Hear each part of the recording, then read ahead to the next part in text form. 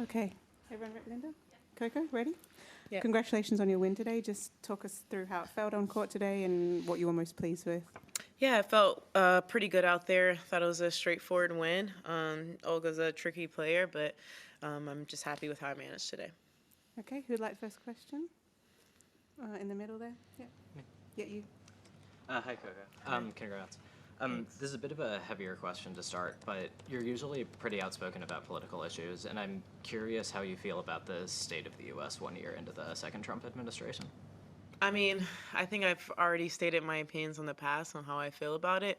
And yeah, I mean, I've hoped forward that we can have a lot more peace in our country and more kindness when the way we speak to each other about different topics and things like that. But yeah, obviously I've been pretty vocal about how I felt, and yeah, I don't feel at this point I feel a bit fatigued talking about it just because of the fact that it is hard also, I think, being a black woman in this country and having to experience things even online, and seeing your marginalized communities being affected, and knowing that I can only really donate and speak out, and I try my best to do that. But yeah, I just hope that as time continues that we can reach a state where we're not currently in and we keep moving forward. I posted that video of Martin Luther King yesterday, and that was kind of saying that we must keep moving forward even though things may not be as calm as I would like it to be right now.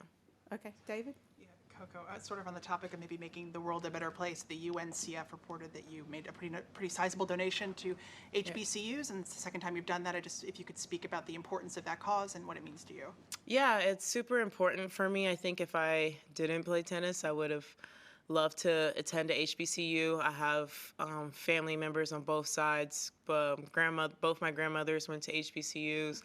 Uncle and aunt went to HBCU, and been growing up just going to HBCU classic games and things like that. So yeah, I think for me it was just important to support that cause, especially in tennis. I feel like HBCU tennis a lot of times doesn't get the funding that they need.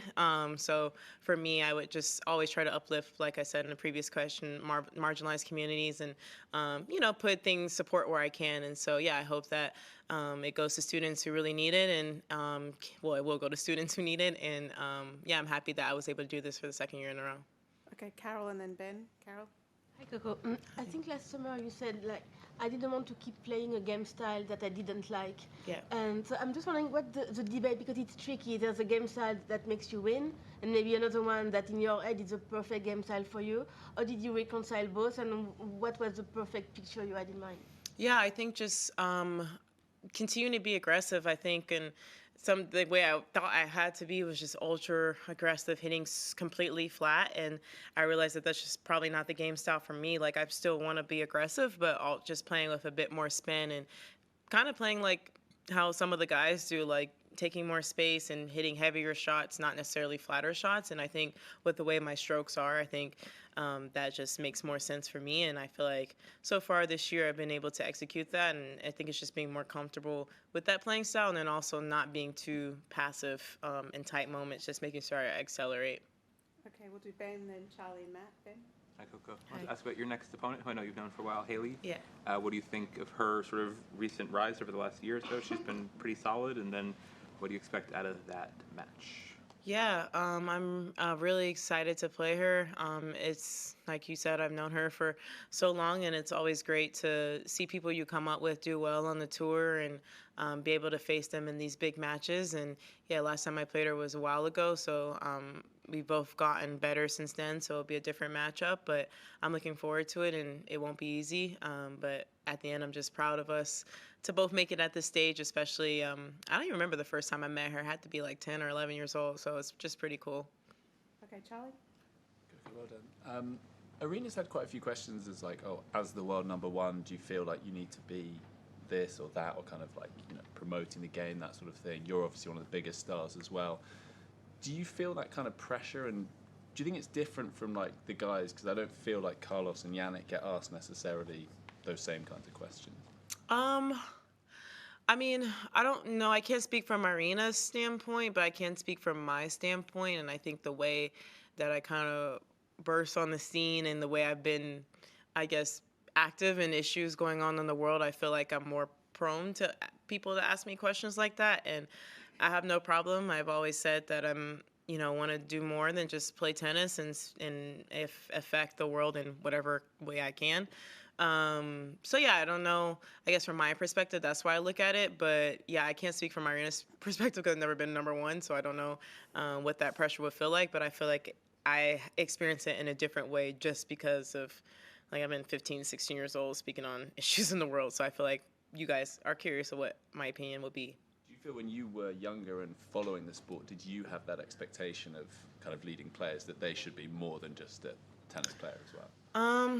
I don't think it was a necessarily expectation. I think that's just something that I don't know. I just feel like low-key, like I felt like born. I was just the way I grew up. My grandmother first integrated, first black woman to attend a high school in Florida, integrated that school, and very active in the community in Delray, where I live, and both sides. Actually, I have people on both sides that integrated schools, and so I just feel like low-key that's just in me, and I felt, I don't know, I think ever since I was younger, I just feel like that my purpose in the world was just to always uplift the people around me, those who maybe don't have a voice, and yeah, I think that's why I just do that, but it doesn't feel like an expectation or pressure. It just feels like that's what I gotta do. Okay, go Matt and then Tumaini. Matt?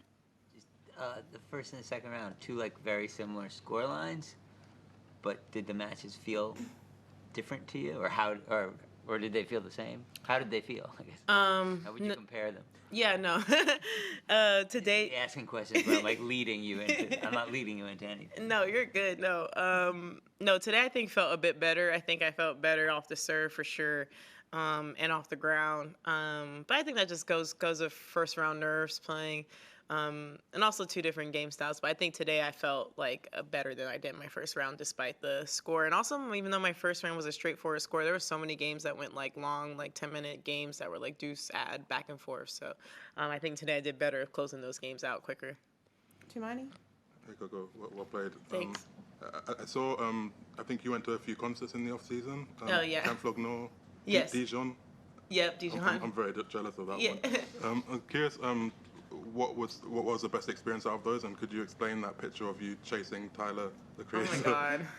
So that picture is actually from Miami. After Miami Open, I lost, and I was like, Tyler had a show that day, and I was just like, let me just go. No one knew I was there, but his friend recognized me and then brought me to the back, and then Tyler's like, let's race. And of course, I'm not going to turn down the challenge, so I raced him. And he's fast. He was way faster than I thought. So I kind of started out thinking I could just jog it through, and then he went out fast. And so I tried to speed up and almost fell.